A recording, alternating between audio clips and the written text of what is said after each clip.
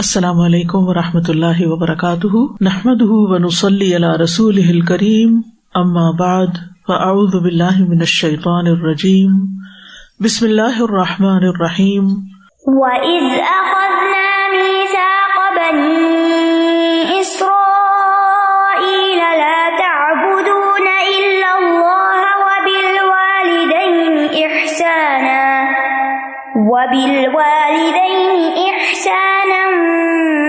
وَذِي الْقُرْبَى وَالْيَتَامَى وَالْمَسَاكِينِ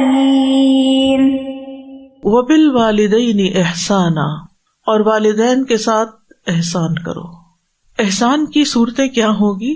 عبد الرحمن ابن الجوزی کہتے ہیں کہ والدین کے ساتھ حسن سلوک اس طرح ہوگا کہ جس چیز کا وہ حکم دیں اس میں ان کی اطاعت کی جائے جب تک کہ وہ کوئی حرام اور ممنوع کام نہ ہو۔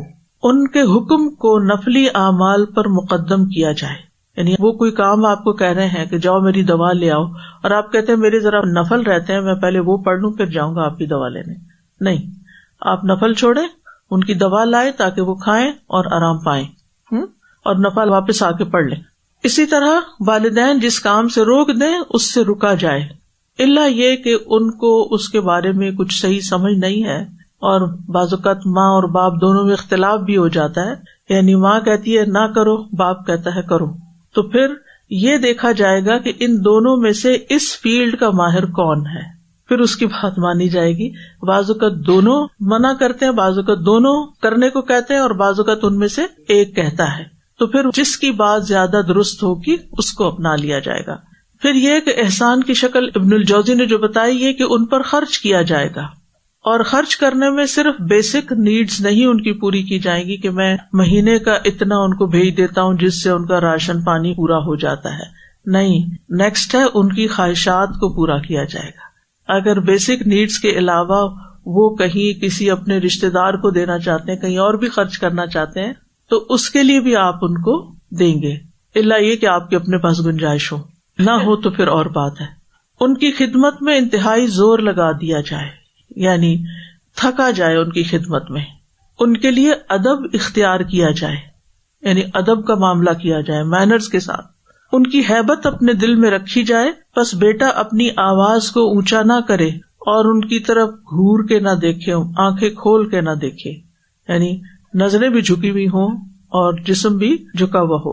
ان کو ان کے نام کے ساتھ نہ پکارے، نام کے ساتھ نہیں بلائے، بلکہ جو بھی کسی کلچر میں معروف چیز ہوتی ہے، اماں کہنا یا امی کہنا یا ماما کہنا یا ممی کہنا یا بابا یا ڈیڈی یا جو بھی ہے، ہر کلچر کے اپنے اپنے طریقے ہوتے ہیں، تو اس کے مطابق جو بھی پیارا نام آپ دے سکیں وہ دیں۔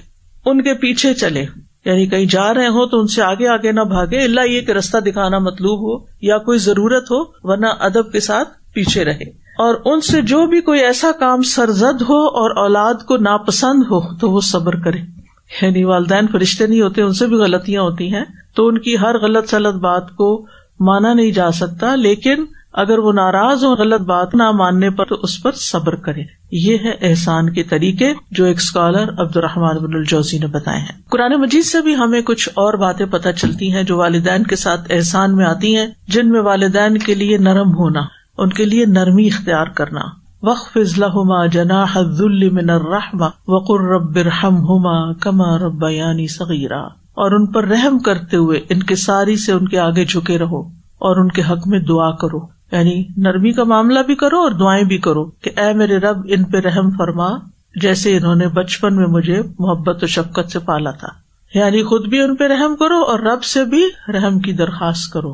امام غزالی کہتے ہیں کہ بیٹے کو اپنے باپ کے ساتھ یہ ادب اختیار کرنا چاہیے کہ ان کی بات کو سنے، اور جب وہ کھڑے ہوں تو وہ کھڑا ہو جائے، ان کے حکم کی تعمیل بجا لائے، ان کے آگے نہ چلے، اپنی آواز کو ان کی آواز سے بلند نہ کرے، ان کے بلانے پر لبیک کہے، حاضر ہو جائے، ان کی خوشنودی حاصل کرنے کی حرص رکھے، یعنی ان کو خوش کرنے کی حرص رکھے، اور اپنا پہلو صبر کے ساتھ ان کے سامنے جھکا کر رکھے، اور ان کے سامنے اپنی فرما برداری کا احسان نہ جتائے، یہ نہ کہے میں نے آپ کے لیے یہ بھی کیا وہ بھی کیا، اور نہ ہی ان کی بات ماننے کا ان پر احسان جتلائے، یعنی فرما برداری ہو یا بات ماننا ہو، اور ان کو حقارت کی نگاہ سے نہ دیکھے، حقیر نہ سمجھے، کیونکہ بعض اوقات اولاد زیادہ پڑھ جاتی ہے تو ماں باپ وہ باتیں نہیں جانتے، تو آپ ان کے سامنے ایسی ووکیبلری استعمال نہ کریں کہ جو ان کی سمجھ سے بالا ہو اور انہیں سمجھ ہی نہ آئے کہ آپ کیا بات کر رہے ہیں، اور پھر جب نہ سمجھے تو آپ ان پہ ہنسنا شروع کر دیں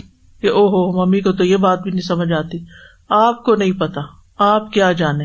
یہ جملے تو انتہائی گستاخی کے ہیں اور بے ادبی کے. نہیں بھی پتا، اور آپ کو پتا ہے کہ والدین کو نہیں پتا، انہوں نے اپنے دور کے حساب سے پڑھا لکھا، وہ اپنے وقت میں سمجھدار تھے. آج کے طریقے اور بدل چکے، اور خاص طور پر جب کلچرل ڈفرنس ہو جاتا ہے کہ کچھ ایشیا میں پلتے ہیں اور کچھ پھر یورپ میں آ کے پلتے ہیں اور کچھ نارتھ امریکہ میں آ کے پلتے ہیں، تو ظاہر ہے کہ ہر جگہ کا اپنا ایک کلچر ہوتا ہے، تو اس فرق کو بھی ملحوظ خاطر رکھنا چاہیے اور ان سے انہی کے طریقوں کے مطابق معاملہ کرنا چاہیے. ابن عباس کہتے ہیں کہ جس نے اپنے والد کی طرف غصے سے دیکھا گویا اس نے ان کی نافرمانی کی. غصے سے دیکھ بھی نہیں سکتے.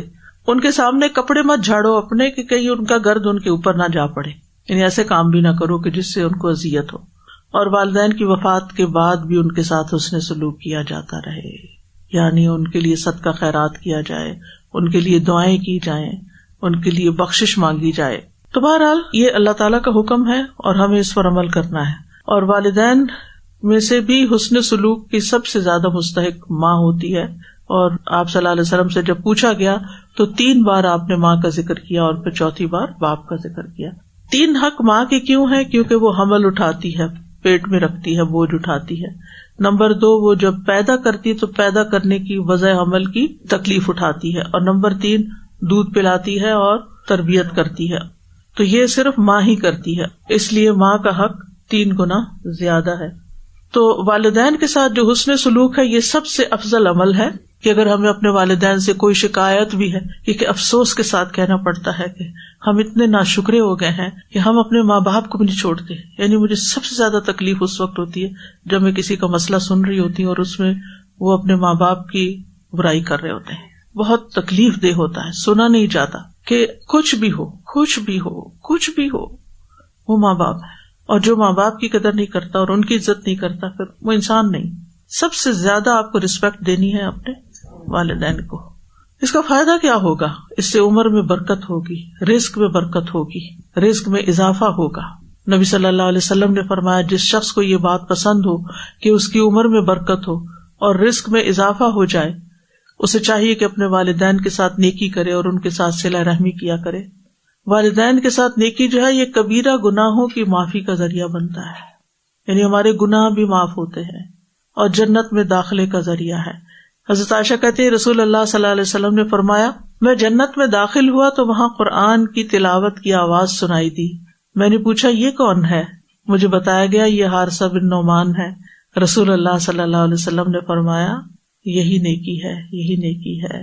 اور حارثہ بن نعمان اپنی والدہ کے ساتھ بہت زیادہ حسن سلوک کرنے والے تھے، تو اس کی وجہ سے نبی صلی اللہ علیہ وسلم کو جنت میں ان کی قرآن پڑھنے کی آواز سنوائی گئی. یعنی اگر آپ چاہتے ہیں نا کہ آپ کو نیکیوں کے بہت سے مواقع ملیں، آپ کے لیے خیر و برکت کے دروازے کھلتے جائیں، تو پھر آپ کو اپنے والدین کے ساتھ حسن سلوک کرنا ہوگا. اور اگر نہیں کرتے تو پکڑے بھی جائیں گے. یعنی یہ کوئی چوائس کی بات نہیں ہے. کریں گے تو فائدے بہت ہیں جو ابھی آپ کو بتائیں گے، لیکن نہیں کریں گے تو پھر گناہگار بھی ہوں گے، کیونکہ والدین کی نافرمانی کبیرہ گناہوں میں سے ہے. پھر کیا نقصان ہے نافرمانی کا؟ کہ ایسے شخص کی کسی عبادت کو قبول نہیں کیا جائے گا. رسول اللہ صلی اللہ علیہ وسلم نے فرمایا 3 قسم کے لوگوں کی نہ فرض عبادت قبول ہوتی ہے نہ نفل.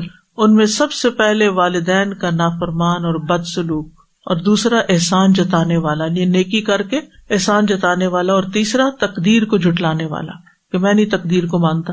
تقدیر کچھ نہیں، بس انسان اپنی تقدیر خود بناتا ہے. اور ویسے بھی آپ دیکھیں کہ جو ماں باپ کے ساتھ زیادتی کرتا ہے اور ان کی نافرمانی کر کے تکلیف دیتا ہے تو اس کی اولاد اس کی نافرمان ہو جاتی ہے. بعض صحابہ کہتے ہیں والدین کے لیے دعا نہ مانگنا اولاد کی زندگی کو تنگ کر دیتا ہے. یعنی اگر آپ چاہتے ہیں کہ آپ کی زندگی کی تنگی ختم ہو تو ماں باپ کے لیے دعا کریں، اور ہو سکے تو سجدوں میں دعا کریں رب ارحمہما کما ربیانی صغیرا. ان کو تو فائدہ ہوگا ہی، لیکن آپ کو بہت فائدہ ہو جائے گا اگر آپ ان کے ساتھ احسان کرنے والے ہیں.